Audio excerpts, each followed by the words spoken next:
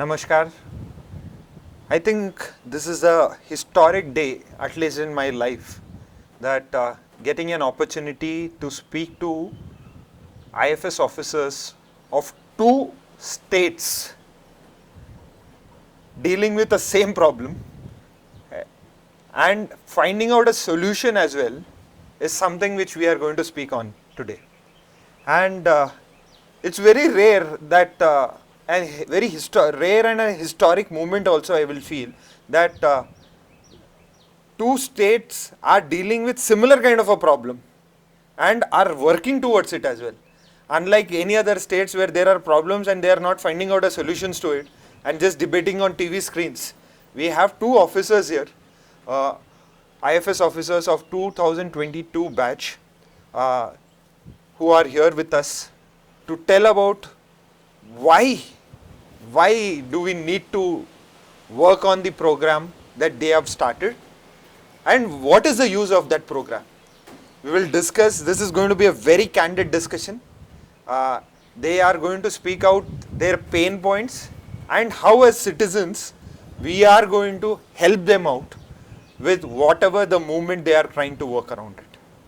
Okay, along with us we have Shiv Kumar Garu, who is IFS from Andhra Pradesh.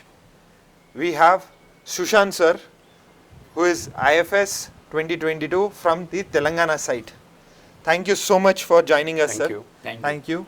I think you would have been having a lot of discussions about the topic that will come up on this kind of a particular topic of plastic is a chaotic thing. India generates huge amount of plastic. What is the amount of plastic and what is the chaos that actually is being created here in this beautiful forest? I want to ask first you, sir, from the Andhra side. Yeah. Then we will go ahead with understanding the problem from the Telangana side.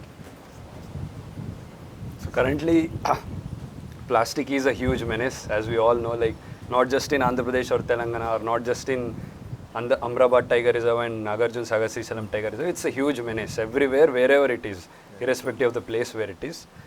But why it's so important with respect to plastic management here is because these are very fragile ecologies. These are two tiger reserves. These are home to some numerous endemic flora and fauna. And if plastic starts creeping in, if plastic finds a safe haven in these tiger reserves, then it's going to cause some immense havoc in both of these tiger reserves. Particularly the kind of pollution in terms of pollution, the animals feeding on these plastics, which and like many of you would have seen while passing through the highways as well, and the spread of diseases to the wild animals. So these are the main issues which actually are caused because of the dumping of the plastic and the garbage in the tiger reserve area. One, sir. Actually, I would like to say, like, easily we drink water from the one water bottle and we throw it, but it creates a problem hugely on the ecosystem, whole ecosystem. So as both tiger reserves are connecting together and animals, they don't have boundary. They can pass, we have seen tigers from the Nagarjuna Sagar to the Amarabad, and we have seen tigers from the Amarabad to the Nagarjuna Sagar. So I think when we ban the plastic here inside the tiger reserve, then it will be beneficial for both the tiger reserves, as it will be a effective step towards the creating a sustainable future. Very true. I guess the way we humans have a border, but the animals do not have it. That this is an entire playground that you can see behind. Now it is difficult for any aquatic animals or any other animals also to identify which is the Andhra border and which is Telangana border. Yes. Until and unless I'm not aware if there is any checkpost that has been created by whales or something like that. But unfortunately we don't have it. But the kind of a problem, sir, yes, but when we come back to again, how do you feel this entire thing you are able to track, and how are you able to enforce on what is happening on ground? So currently there are like wide variety of mechanisms that we have put in force with respect to implementation, enforcing, and making sure that the things that we have planned as in the policy level are being implemented on the ground. Currently we have checkposts. There are two checkposts entering the Nagarjuna Sagar Srisailam Tiger. There are various checkposts. I am speaking particularly with respect to Markapur division. So in Dornala range, there are two checkposts. One is called Ganapati checkpost, and while we like exit the Dornala range and come near Srisailam, there is a Shikaram checkpost. These checkposts primarily function do the job of making sure that the plastics don't go in.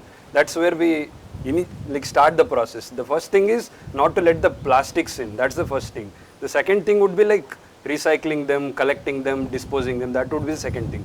But firstly, like we just want to be more preemptive and preventive as well. So that's why these checkposts, like whatever plastics that people are carrying through the motor vehicles, cars, and like any other buses as well. So our frontline staff, they enter each and every vehicle, they instruct them to remove the plastics, plastic bottles and whatever they are carrying, and we make sure that all the plastics that enters the Tiger Reserve, except the ones which are absolutely necessary for eating purpose or something, the rest all should be collected near the checkpost only, so that there is no room for them to dump in the road or near the Tiger Reserve area or in the temple premises. Secondly, we also have highway patrolling vehicles. These highway patrolling vehicles basically do the job of monitoring the speed, whether the vehicles are abiding by the speed limit, and as well as ensuring whether the tourists or the pilgrims who are entering the temple area, whether they are abiding by the no plastic concept, and whether they are not dumping these plastics on the highway and on the temple area. And as such, like whenever these rules are violated, we do impose fines like stringently, like absolutely, like there is no exceptions to the kind of fines we are imposing. We are imposing it on everyone. That's one thing. And third thing, we have Switcheko, who are basically the people from the Chenchu tribes. It's a kind of alternative livelihood program as well. So these tribals, for every 3 kilometer, one Switcheko, a person from Chenchu tribe, he will collect all the plastics which is along the road, and he will and there are plastic bins as well for every 3 kilometers. And these plastics which is collected in that stretch, that is dumped in that particular bin. So that way we ensure that the entire highway is plastic free as well. Yeah. Thank you so much, sir. I just remember when you were talking about, it was 2020 when I actually first visited Dornala camp office there, and we had done along with one of the senior IFS officers, Vignesh sir, who is now the DFO of Markapur division. We went around the entire place of the Srisailam. We spoke to the EO executive officer there as well, and we also had couple of other chairmen and other people coming down and attending. Like one of the things here in Telugu is like, plastic emaitadi sir? Em gadu. It was a very casual response that I have got, but during that time there was never plastic that was actually been collected, so we could never quantify it. Now after a period of time when we are able to collect the plastic and able to quantify it, people realize Inta plastica, sir.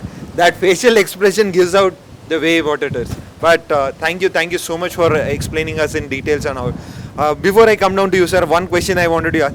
You were just before off the record, you were sharing that while in the morning you were coming down to this venue, you find something. You want to tell about that as well? So yeah. Basically, like while coming to this place in the morning, we actually, like first thing you all should know is like whoever enters this temple premises or Tiger Reserve area, there are boards all throughout, there are signages clearly mentioning that plastic or any kind of waste should not be dumped on the roads. But yet, like every single person, like first there are two problems here I would like to be clear on that perspective. The first thing is many of the people don't read these boards. So the first thing, whoever is watching, kindly read these boards. They are meant for the particular purpose. Secondly, like many people do read it also and they just don't take it seriously. They kind of think like it's just some random board and there won't be much enforcement, although we are enforcing it in fully stringent manner. So what happened in the morning was like just in front of the road itself, where the board clearly mentions the violations and the fines imposed on them. So the guy, a group of people, they got down from the car and they were feeding monkeys actually, a herd of some 30-40 monkeys along with the plastic. Actually they threw the entire baggage of food including the plastic. I do have the footage of that also. I took a video of that. So the monkeys, as soon as they ate the fruits, then they started to eat the plastic as well. So this is exactly why we don't want the plastic to be dumped on these highways. It's fine the food is being fed to the monkeys, it's not really a big problem. But the way they are feeding it and the kind of the repercussions it will have on the wider aspect of wildlife, how they take it to the inside. These monkeys, during certain portion of daytime, they will be on the roads. During the other time, they will go inside the forest. So they carry these plastics and whole lot of other bacteria and other like viral loads with them, and they take it to the deeper parts of the forest. And there are high chances that these like diseases which the forest animals are not immune to may get spread, and like it may cause disease outbreak in the like wild animals as well. There is one recent example also, some 8 or 10 months before, because of this plastic dumpage, these wild boars used to get attracted to these plastic dump yards. Because of this, there was like immense outbreak of this African swine fever. Because of this, a lot of wild boars were dead. So this is just one small example. There are many examples as such. Like this is exactly the reason why we are so keen and so particular about not dumping the plastic. Wonderful. Thank you so much, sir. I think it's all our moral responsibility. Sir, you want to talk about what Telangana is doing on a major level? Actually, in Nagarjuna Sagar Srisailam Tiger Reserve, they have banned plastic already.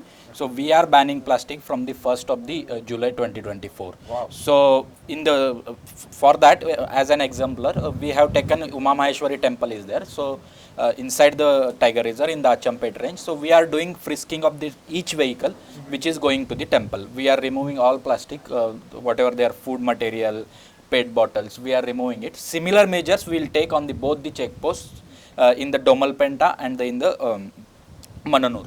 So when we pilgrims are going to the Srisailam, they are coming from the Mananur, they are passing through the Tiger Reserve and they are coming to the Domalpenta. So their back journey is from Domalpenta to the Mananur. So here it is the main highway, on that they are throwing the plastic material. So we need to freeze the plastic at the Mananur and Domalpenta. Similarly, we have put some signage boards, and we are planning to put another 10 signage boards on the road itself, so that people can get aware about, and they will we want a behavioral change among the people, so that we'll make both the tiger reserves plastic free. Wonderful. I think there is a movie dialogue which I can remember and articulate into, "Saab thappad se dar nahi lagta hai, plastic se lagta hai saab." So please do not get plastic here. That's it, guys. We will continue our discussion more. As you see, this is the place where we are in. There is Andhra and Telangana here. The same way, we will now go on to a very historic place for this historic discussion, continuing on there. Thank you so much, guys. Continuing to our discussion, because this is an historic movement that, as I've told earlier, we are again here at one of the places, prominent places, which connects Andhra and Telangana. And it has been a wonderful journey from the earlier discussion that we had and the setup we had earlier to this venue.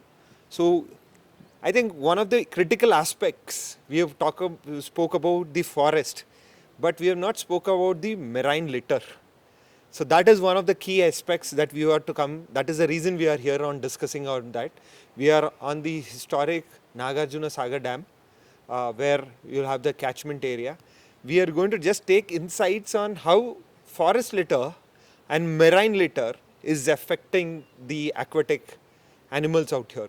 So we'll start off with Shiv, sir. Sir, we spoke about the forest area. Yes, animals. You saw did chalan a monkey, a guy who was feeding monkey. But how are you going to chalan here? Like, because there are a lot of bunch of idiots like me who litter in water. How are we going to tackle on that? Is there something on that sort? Or is this place even accessible for any of these people to come down? I would just want you to give some light on the marine litter as well. So basically this is the Nagarjuna Sagar Dam. So like, as we all know, like every sort of violation cannot be just like prevented just by enforcement, by punishments, by fines.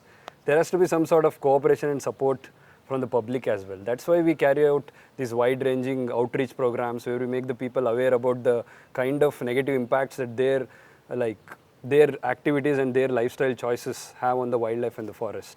So as you asked, it's not like only fines and punishments that won't obviously going to work everywhere. Like somewhere if a person is littering plastic somewhere deep inside or close to this river or near the dam, obviously we can't go and punish him or like impose fines. Very true. So the thing is, that's why we need self-awareness. That's why we need some sort of education. That's exactly like what we are striving to. At the end, like at the fag end of what we are doing, we wouldn't like people to be punished. We won't want to impose fine them. It's only like, it's sort of a we want Behavioral it, change. Yeah, we want it as a sort of deterrence. That's why we are imposing fines. So people do see forest department as quite obstructive, quite like quite coming in between everything whatever the people do. This is sort of negative opinion that people have about the forest department, which is precisely what we don't want to. We are not like prohibiting anything. We are just through these fines and punishments, we are like guiding people to make certain choices which will be more sustainable and which will be more eco-friendly, and it will be more which will be something which will provide the forest and wildlife a space for them to live in. So that's one aspect. So this is basically this river which flows through here. So this is the Krishna river. So the catchment for this river is throughout the Tiger Reserve, both the Tiger Reserves. So the mountains that you see here, all of them act as the catchment to this river. So if someone is polluting, or like say during the Shivaratri and Yugadi, like a lot of tourists and pilgrims, they do take a trekking route from Karnataka and different parts of Maharashtra to Srisailam temple. So they have to come in from inside the forest, and while coming inside the forest, like every season, year on year, we have seen a number of like tons of plastic, chappals, and so many other litter which is being thrown inside the forest, and ultimately all of that will eventually end into the river. Yeah. So that way, there are a lot of fish species, there are a lot of reptiles which live in these rivers, and these gradually what happens is these plastics, they break down and they eventually give rise to microplastic. So these reptiles and fishes, they unknowingly start consuming these microplastics and they eventually choke and death. That's what the impact of the littering which happens inside the forest is on the aquatic animals, basically. Wonderful. So what sir basically told was, if you are a fish eater, you want to eat fish, do not litter. Yeah, one more aspect I would like to add is, it's not only because of the welfare of the fishes or the reptiles here. There is the whole bunch of community which thrive on fishing here, and all of those fishes will eventually be eaten by us only. Yes. All the people who live here. So if you are eating a fish which is consuming plastic, obviously it biomagnifies. Yes. And since humans are at the top of the food chain there, so obviously it's going to affect us. We are going to be like suffering from cancer and a whole lot of other diseases. So ultimately, whatever we are doing, it's for ourselves only. It's not some special favor we are doing to the forest or wildlife. Yeah. I think that's very, in the recent tests that have been conducted out in multiple places, we have seen one recently, which we are also trying to do, is where we've taken blood from expecting mothers. We found plastic traces there. From 1 to 7 days, just born kids, in their blood samples, we have found plastic traces there. I think plastic has become an integral part of our lives and our bodies as well.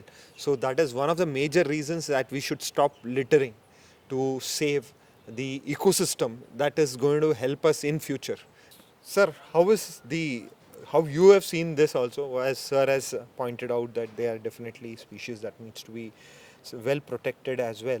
How do you see, because there is no boundary as such, because what is Telangana and Andhra, how do you ensure that which plastic belongs to which state?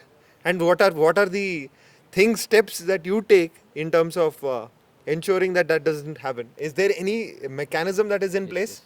Actually, as Shiva has covered a lot of points, but I would like to add 2 more points in this. We have around 120 kilometers river inside both the tiger reserves. Wow. More than 120 kilometers. So here we have lot of animals like smooth coated otter, crocodile, lot of fishes are there. Smooth coated otter we find here and in Karnataka, some parts of India. Oh. So plastic is major threat to these wildlife. So coming to the measures taken by the department, we do boat patrolling inside the river. So fishing is the major activity taking place inside the both tiger reserves. So they are doing fishing inside the tiger reserve. So fish nets is also a threat to the wildlife, because as you have said, why there is a no boundary. Animal crosses from the NSTR to the ATR, ATR to the NSTR. So fishing nets is also threat to them. Plastic is also threat to them. So Shiva has covered most of the points regarding the plastic. So we have taken lot of measures regarding that. We are doing boat patrolling. We are doing control measures to avoid the fishing inside the tiger reserve. Wonderful, wonderful. I think one of the points which we were discussing, which sir was yesterday in the evening, that there is a lot of illegal fishing also that has been happening, and both the Telangana and Andhra governments are trying to eradicate this and stop this illegal fishing happening as well. That is one of the major things that they have taken up as a task as well. And one most important point which has come out during the off the record discussions, which I'm putting it in the record, is it's not only the forest as an area, the entire demography is being mapped by both the state senior officials, and they are ensuring that there is not a single bit of a nook and a corner being left out where which are going to affect the entire ecosystem, are trying to ensure that there is a holistic approach of whatever the plastic ban that they are trying to bring into this space. And also there is a lot of heavy emphasis on creating awareness. They have done a lot of door-to-door campaigns. There is marches that have been carried out. There have been a lot of awareness programs in schools, colleges, in government officials. A lot of sensitization is happening on a various fronts. And also because we are there in the temple shrine of Srisailam, the forest officials have also taken the steps to work with the forest department and the temple department to ensure that whatever the message that has been spread out is widely accepted and widely taken up across. Thank you so much for your time, sir. And it was wonderful knowing a lot of insights on how both the governments are working towards it. And I wish a lot of success, because I think we as Switcheko team is been part of this activity for last 4 years. And we really want the way we're so happy that when we saw a government geo coming down and telling a plastic ban, I think we've celebrated that day in a more sustainable manner, that we could do it in our office. So I wish that everyone takes this, and please do not carry any plastics, my friend. Please do not. There are a lot of options that are available to live a life without plastic. So please follow. Go back to your roots. That is the key. Just ask if you have any problems on how do you make your life sustainable. Spend some time with your grandparents. They have lived their life without plastics. I think spend some time, learn from them, because you will not understand what we are trying to say. Maybe they will explain you what they are trying to say. Thank you so much. Yes, thank you. Thank you. Thank you.